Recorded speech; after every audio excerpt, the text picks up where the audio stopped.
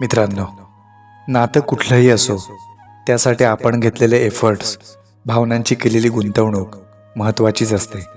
आणि आपल्या व्यक्तीच्या चुका स्वीकारून घेणंही आपलं काम असतं. पण जिथं तुमची किंमतच नसेल किंवा समोरची व्यक्ती तुमचा फक्त आणि फक्त स्वार्थासाठी उपयोग करत असेल, तर फरक नाही पडत की ती व्यक्ती किती महत्त्वाची आहे ते. अशावेळी तिथून हसत हसत दूर होऊन जावं.